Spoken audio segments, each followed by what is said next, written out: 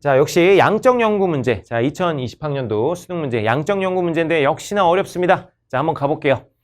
다음 연구에 대한 설명으로 옳은 것은 뭐 이렇게 나와 있는데, 등장인물이, 이게 또 한 명이 아니죠. 갑을 두 사람이네요. 자, 갑은 여성이 남성보다 일가정 양립 중시, 자, 여성이 남성보다 일가정 양립 중시 정도가 높을 것이라는 가설을 검증하기 위해서, 자, 1200명 대상으로, 표본이겠죠?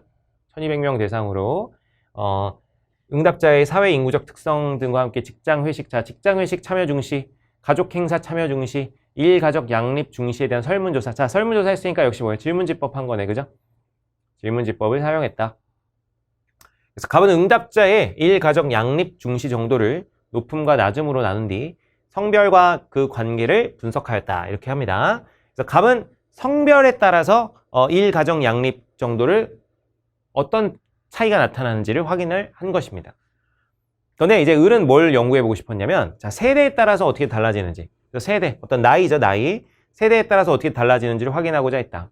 그래서 갑이 조사한 자료로 일가정 양립 중시 정도를 갑과 동일하게 조작화한 뒤 성별과 일가정 양립 중시 정도 간의 관계를, 자, 뭘로? 세대별로. 자, 이번엔 세대별로 한번 분석을 해봤다라고 합니다. 그래서 다음은 을이 갑의 분석에 세대를 변이를 추가해서 구성한 표이다. 유의미하였다. 뭐 이런 얘기들이 있습니다. 한번 가볼게요. 자, 그래서 이 조사된 게 이런 이제 결과인 것이죠. 자, 그럼 1번 한번 보겠습니다. 갑의 분석 결과, 자, 기억은 기각되었다. 그러는데 기억 다시 한번 볼까요? 자, 기억이 뭔가 다시 한번 보면, 기억은 여성이 남성보다 일가정 양립 중시를 높을 것이다. 이런 얘기네요. 자, 그러면은, 자, 기억은 다시 여성이 남성보다, 자, 일가정 양립을 중시할 것이다. 양립을 중시할 것이다. 뭐 이런 게 가설이었죠. 자, 그러면 한번 분석을 해보면 됩니다, 여러분. 자, 그럼 남성과 여성의 전체 숫자를 한번 확인해 봐야겠죠.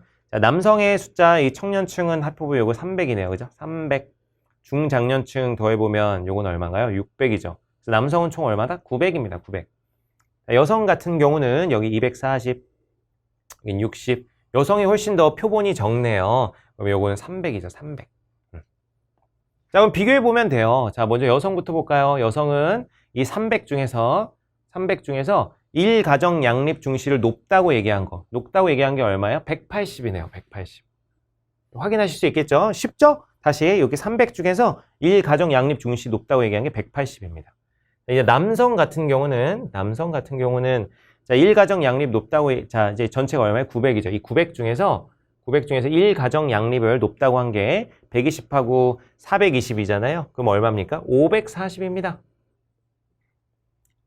자, 그럼 여성이 남성보다 이걸 더 중시하나요? 한번 볼게요. 다시. 여기는 300분의 180, 이건 900분의 540. 누가 더 크지? 자, 뭐 또 수학적으로 통분해볼까요? 여기 900으로 분모를 맞춰볼게요. 여성을. 그럼 300에서 900 3배, 자, 분모가 3배 됐으니까 분자도 똑같이 3배죠. 이것도 얼마가 되는 겁니까? 900분의 540이 됩니다. 그래서 요거 두 개가 뭐 한 거예요? 같은 겁니다. 그래서 여성이 남성보다 일가정 양립을 중시하지 않습니다. 똑같아요. 남성도 여성도 같다. 이렇게 되는 거죠. 그래서 기각된 게 맞네요. 그래서 기각된 게 맞습니다. 바로 나오네. 그래서 정답은 1번이 되겠습니다. 기각됐습니다. 자, 나머지도 한번 보겠습니다. 자, 2번. 을의 분석 결과 중장년층인 경우에 기억이 수용되었다 그러는데, 자, 을의 분석 결과 자, 기억 다시 한번 보시면 여성이 남성보다 일가정 양립을 중시한다 이런 얘기입니다. 자, 그래서 2번 선지와 관련해 가지고 좀 한번 살펴볼게요. 자, 2번 선지와 관련해서 이 중장년층인 경우에 한정을 해보도록 하겠습니다. 자, 그럼 중장년층인 경우 중장년층. 자, 여성이 중장년층인 경우는 60입니다. 자, 그래서 여성은 60 중에서, 자, 일가정 양립 중시가 높다고 얘기하는 사람이 30이에요. 그래서 60분의 30이 되겠고요. 남성 같은 경우는 중장년층인 경우가 600입니다. 조사 대상 표본이 600이었고요. 자, 그 중에서 양립 중시가 높다고 한 게 420이었어요.